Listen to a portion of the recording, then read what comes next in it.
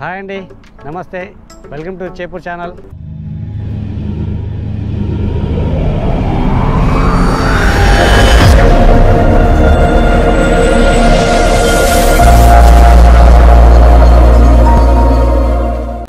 This is Ravi Chepur.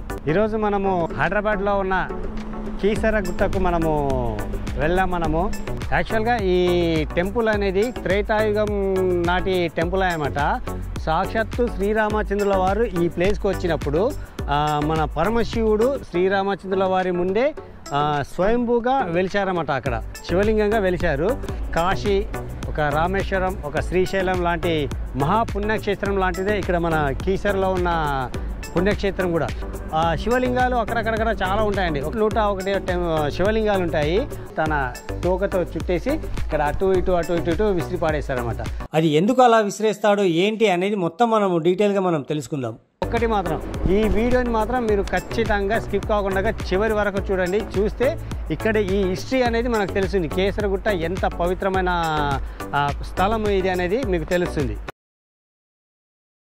Okay guys, మనం ఇప్పుడు కీసరగుట్టకు enter అయ్యాము. ఇప్పుడు ఈ స్థల పురాణం గురించి మనం పూర్తిగా తెలుసుకుందాం.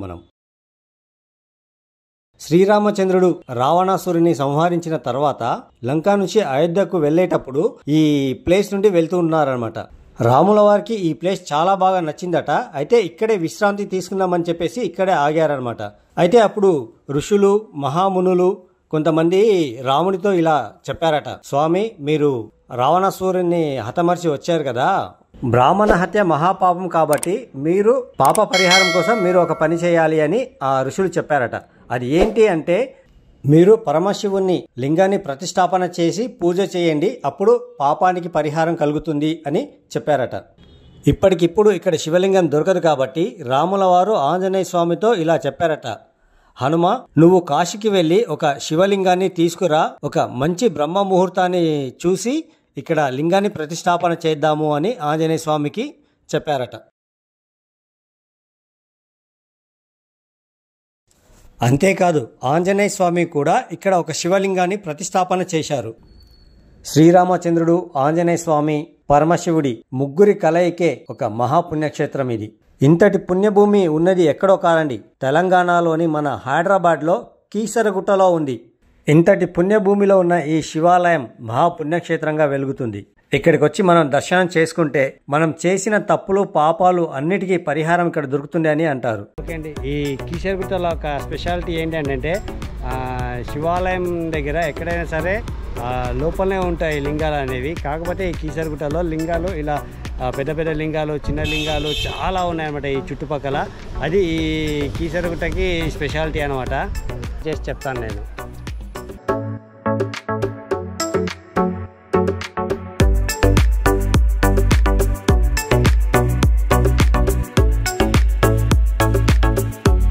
ఇక్కడ ఒక లింగం ఉంది, అక్కడ ఒకటి ఉంది, దాని తర్వాత అక్కడ ఉంది, అక్కడ కూడా చాలా ఉన్నాయి. అక్కడ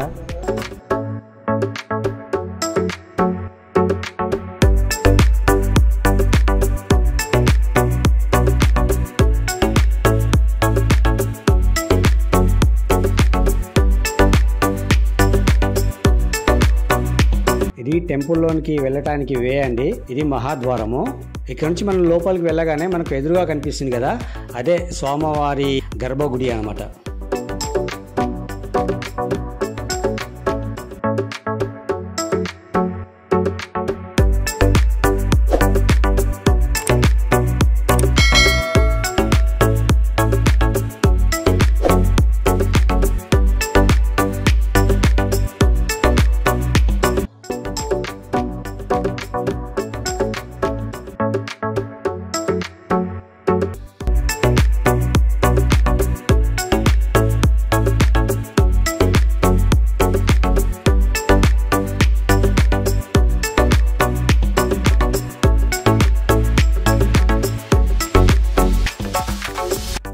మనం ఇప్పుడు శ్రీ రామలింగేశ్వర స్వామివారిని మనం దర్శనం చేసుకుందాం. ఇప్పుడు ఓం నమ శివాయ, ఓం నమ శివాయ.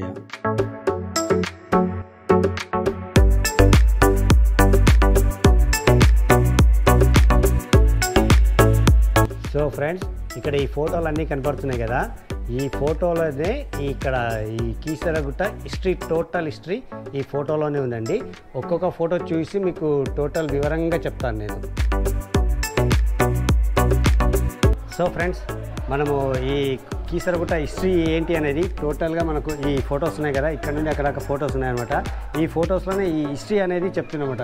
ఇక్కడ ఏమనంటే రావణ సంహార అనంతరం శ్రీ రామచంద్రుడు అయోధ్యకు వెళ్ళే మధ్యలో ఈ కీసరగుట్టకు వస్తారన్నమాట. అంటే ఈ కీసరగుట్ట ఈ పరిసర ప్రాంతం అంతా రాముల వారికి బాగా నచ్చి తాను ఇక్కడ కాసేపు ఉందామని చెప్పేసి ఇక్కడ ఉన్నారట. అయితే ఇక్కడ ఋషులు మహామునులు రాముల వారితో ఏం చెప్తారంటే, మీరు రావణాసురుని మీరు హతమార్చి వచ్చారు కదా, అది మీకు మీ వంశానికి అది మంచిది కాదు, ఆ పాపం మిమ్మల్ని వెంటాడుతూనే ఉంటుంది అని రాముల వారు చెప్తారు. అయితే ఆ రాముల వారు దానికి పరిష్కారం ఏంటి అని వాళ్ళని అడిగితే, రావణాసురుడు బ్రాహ్మణ అంటే మహాపాపం కాబట్టి రావణాసురుడు శివుడికి మహాభక్తుడు. సో అందుకని మీరు ఒక శివలింగాన్ని ప్రతిష్టాపించండి అని మునులు చెప్తారన్నమాట. అయితే అప్పుడు ఆ రాముల వారికి ఈ ప్లేస్ బాగా నచ్చింది కాబట్టి ఈ ప్లేస్లోనే స్వామివారిని ప్రతిష్టాపించి మనము పూజ చేయాలి, రాముల వారు పూజ చేయాలని చెప్పేసి అనుకుంటారన్నమాట. సో ఫ్రెండ్స్, ఈ పిక్చర్ చూసారా? ఈ పిక్చర్లో ఏంటంటే రాముల వారు ఆంజనేయ స్వామితో చెప్తారన్నమాట, నువ్వు కాశీకి వెళ్ళి శివలింగాన్ని తీసుకురమ్మని ఆదేశిస్తారు. అయితే ఆంజనేయ స్వామి కాశీకి వెళ్తారన్నమాట. ఇక్కడ చూస్తున్నారా? ఈ పిక్చర్లో ఆంజనేయ స్వామి కాశీకి వెళ్తున్నట్టుగా గాలిలో ఎగురుతూ వెళ్తున్నట్టుగా ఈ పిక్చర్ ఉందన్నమాట. అయితే నెక్స్ట్ పిక్చర్ అక్కడ చూద్దాము. ఈ పిక్చర్లో ఏంటంటే ఆంజనేయ స్వామి కాశీకి చేరిన హనుమంతుడు అక్కడ చాలా శివలింగాలు కనిపించడం, ఏ లింగం మంచిదో తెలుసుకోవాలి. అంటే ఆంజనేయ స్వామికి కాశీలో కొన్ని లక్షల కొద్ది శివలింగాలు కనపడతాయట. అయితే అక్కడ ఏ లింగాన్ని మనం తీసుకురావాలి, ఏ లింగం పవిత్రమైన లింగము, ఏ లింగాన్ని తీసుకురావచ్చు ఇక్కడ పూజ చేయాలని చెప్పేసి చాలా కన్ఫ్యూజ్ అవుతుంటారు ఆంజనేయ స్వామి.